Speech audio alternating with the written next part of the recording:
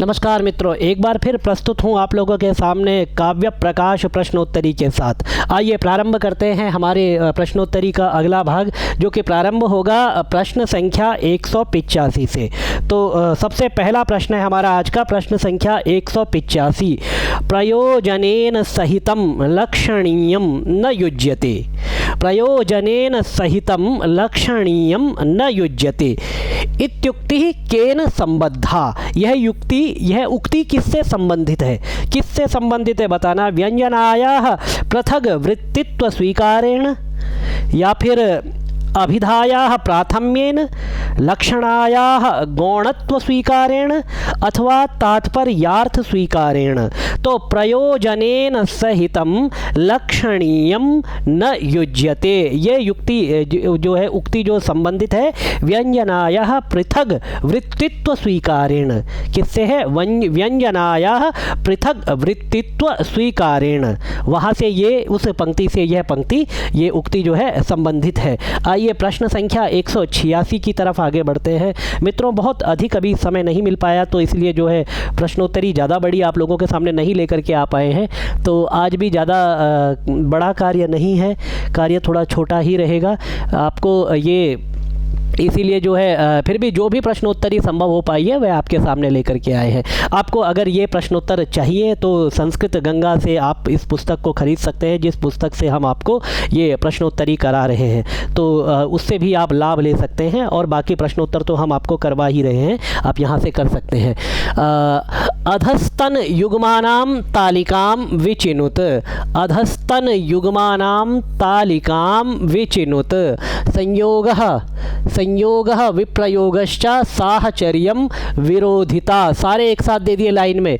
तो संयोगः विप्रयोगश्च साहचर्यं विरोधिता। आइए इसका उत्तर देखते हैं। सबसे पहले जो है आपका संयोग का क्या होगा आपका?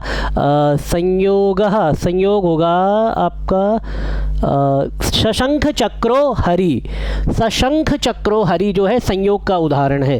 संयोगः विप्रयोगश्च, विप्रयोग का उदाहरण होगा आपका विप्रयोग अशंख चक्रो हरि। ठीक है, संयोगः विप्रयोगश्च सशंख चक्रो हरि, अशंख चक्रो हरि, दोनों एक साथ आ जाते हैं। संयोगः सशंख चक्रो हरि, विप्रयोगश्च असंख चक्रो हरि, संयोगः विप्रयोगश्च साहचर्यं विरोधिता।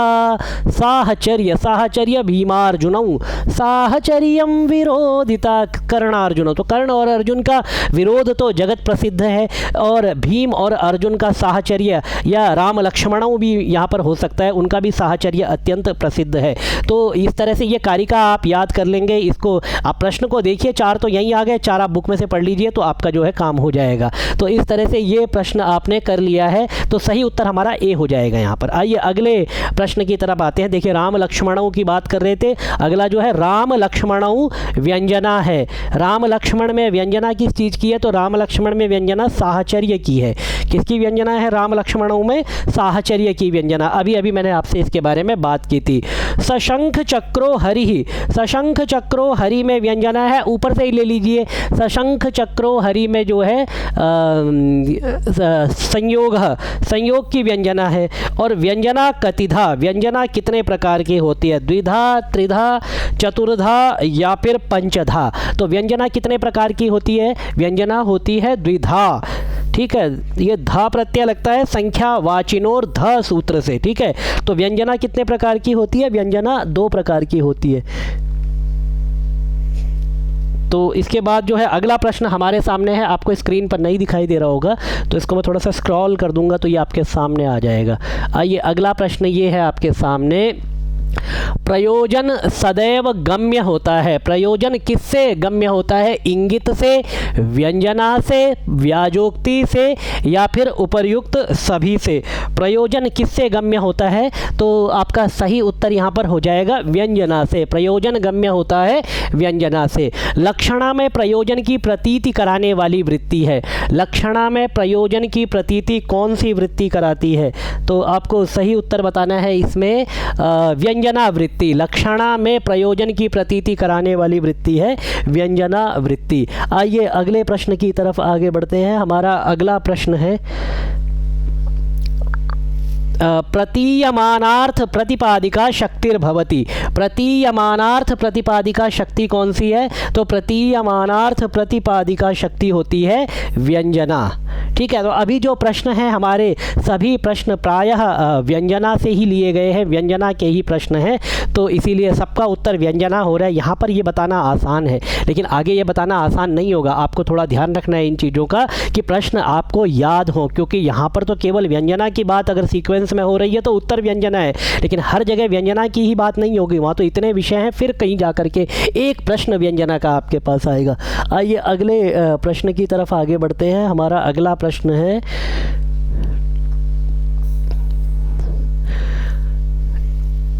हाँ, यहाँ तक ठीक है।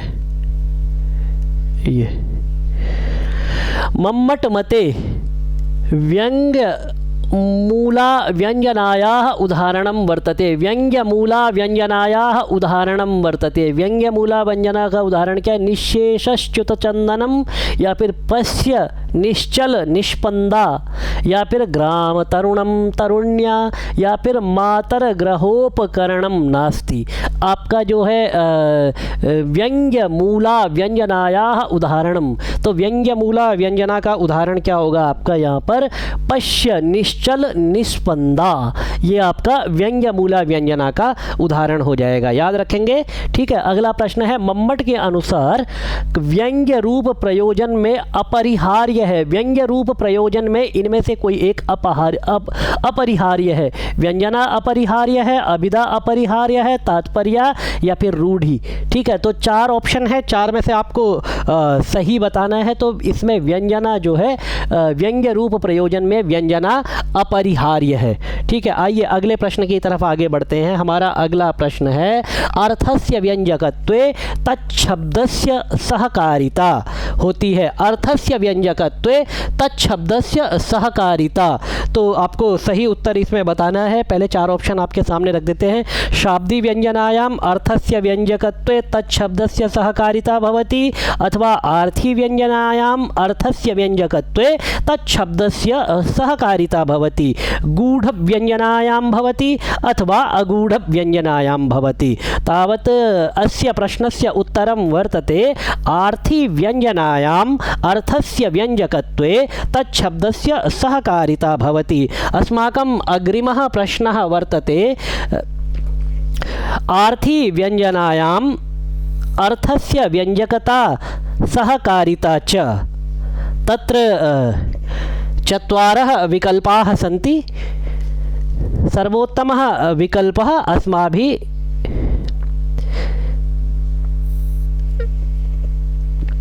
अस्माभिः चिन्हितम्। तो सर्वप्रथम जो है आर्थी व्यंजना में अर्थ की व्यंजकता और सहकारिता है। आर्थी व्यंजना में अर्थ की व्यंजकता और सहकारिता, संस्कृत में बोल दिया, प्रश्न आ गया हिंदी में, मुझे लगा संस्कृत में प्रश्न आएगा, तो चलिए कोई बात नहीं, इसीलिए थोड़ा सा उसको कन्वर्ट करने में समय लगा। अब हमारा जो प्रश्न है आर्थी व्यंजना में अर्थ की व्यंजकता और सहकारिता है। प्रश्न संख्या 196। तो प्रश्न संख्या 196 के चार विकल्प हम देख लेते हैं। वर्णस्य उपसर्गस, ये अजीब विचित्रता है, इसी में हम कंफ्यूज हो गए। प्रश्न हिंदी में है, उसके जो विकल्प है वह संस्कृत में है।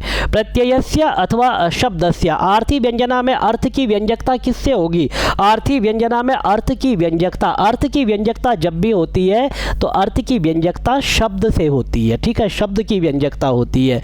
अगला प्रश्न है आपके सामने, प्रश्न संख्या 197। यस्य प्रतीतिमा धातुम लक्षणा समुपास्यते फले डैश गम्येत्र व्यंजनान्ना